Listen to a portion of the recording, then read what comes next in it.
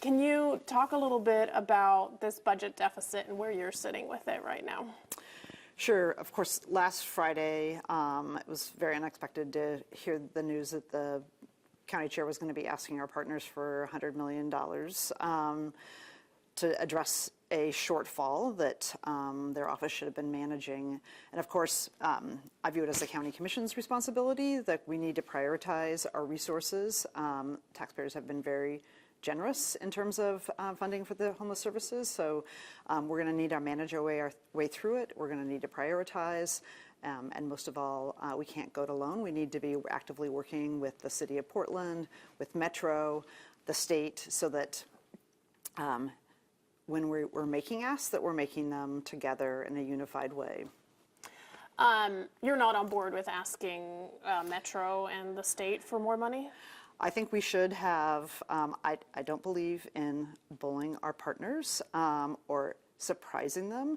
I also think they expect us to manage and prioritize our resources, and that if we're going to make an ask, which we may do at a certain point, that we need to do it in partnership with, for example, the City of Portland, the City of Gresham, and that we do it in a way in which it shows that we've prioritized our budget. I also don't believe in sort of the Washington Monument strategy, that we're going to close the Washington Monument in order to get something done. In this case, we're going to close a lot of shelter.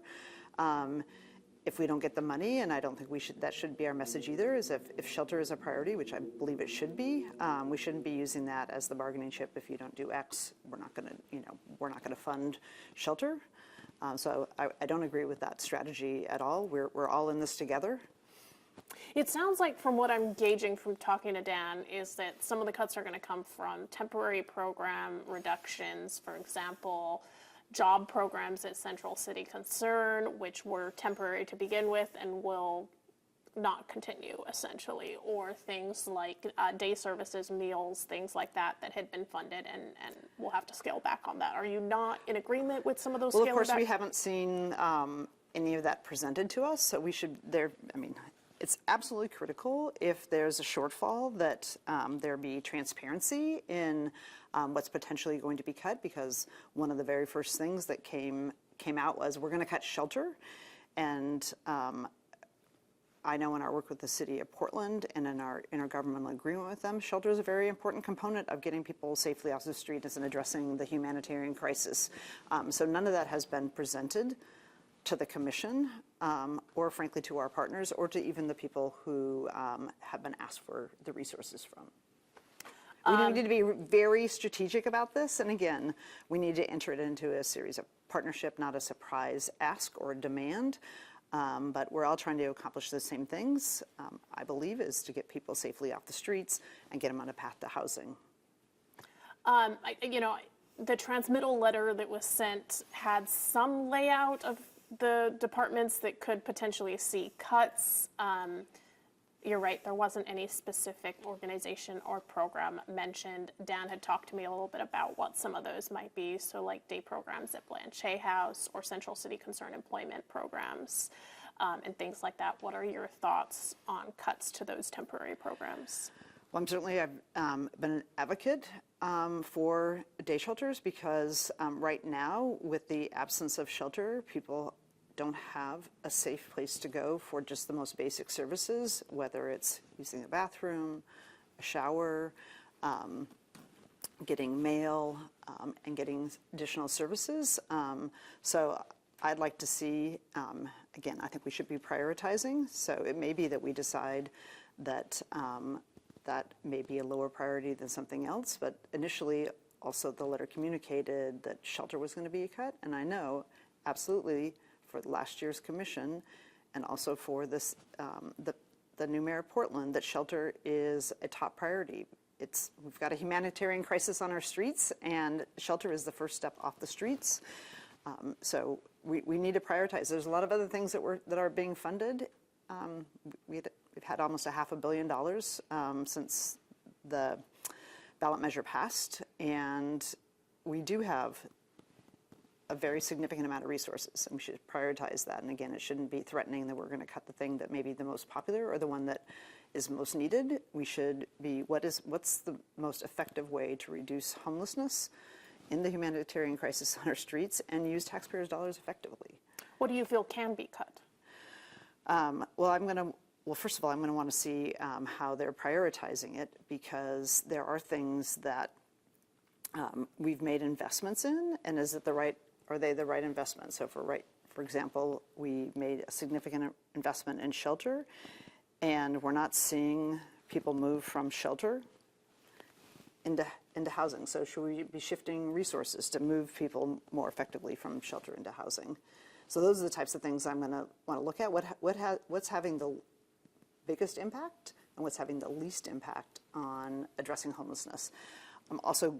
I'm delighted today that the auditor announced she's going to be auditing the SHS dollars that the county receives, and looking at, like, it's going to be a performance audit, so it'll be answering hopefully part of this question about what are the most effective ways to get people off the streets and get them on their path to housing.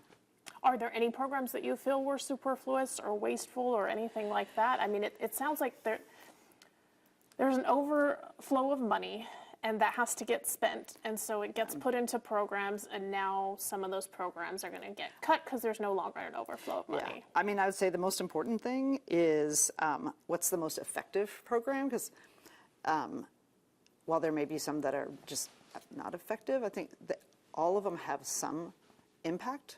Like the employment programs, clearly, the day centers, the shelters, the recovery housing, the whole host, the continuum of supports. But the question when you have a limited amount of money is, like, what's the most effective thing that we should be investing in, because we don't have unlimited money?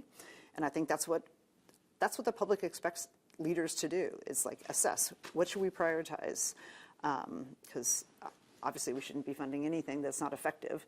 But it's a question of what is most effective, and again, going after shelter in a way that implies that we're going to go back on a very significant commitment we made with the city of Portland to prioritize shelter and getting people off the streets.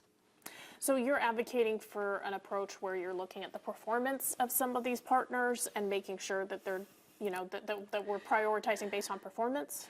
Absolutely. And I mean, what has the biggest effect on moving people from living on the chronic homeless, living on the streets, is how effective is rent assistance. We haven't seen a lot of data on a huge, massive investment in rent assistance. And it's like, well, that person was never homeless. It's like, well, what about the person who's been chronically homeless for 10 years that has not been impacted? So I think we should be looking at, what's having the biggest impact on those who have been chronically homeless, which is what I believe people, when they voted for this ballot measure, were focused on. We have time for one more. Yeah, I guess when you enter into a contract with nonprofits, generally there is a contract bid or, some kind of way to determine that is going to be a return on the investments. Do you not feel like that's a measure enough when we're entering into these agreements? It's a great question. So in fact, last year when the contracts were increased, I did ask whether we evaluated them on effectiveness, and the answer I got was not very reassuring, because for me that's just a fundamental principle that we should, when we're, in this case, increasing the size of the contract, be assessing which provider is most effectively providing the services, and how are we using data and evidence to actually show that. And again, I think the auditor will provide some very useful information. And I think, like, there are areas that grew exponentially, like rent assistance, again, both short and long-term rent assistance, and with very little oversight. It started during the pandemic and just has continued. Little oversight is like, is that the best use of our resources? We know for some people it's absolutely critical. And for others, maybe they don't need 2 years of rent assistance. They need actually 3 months just to bridge a gap. So those are the types of things I'm going to be looking at. And I think our public expects us, with the money we have, to utilize that the best way possible. And if we're going to ask for additional resources, which I'm supportive of, but doing it in partnership with the people that we're doing the work with, which in this case is the City of Portland and the City of Gresham.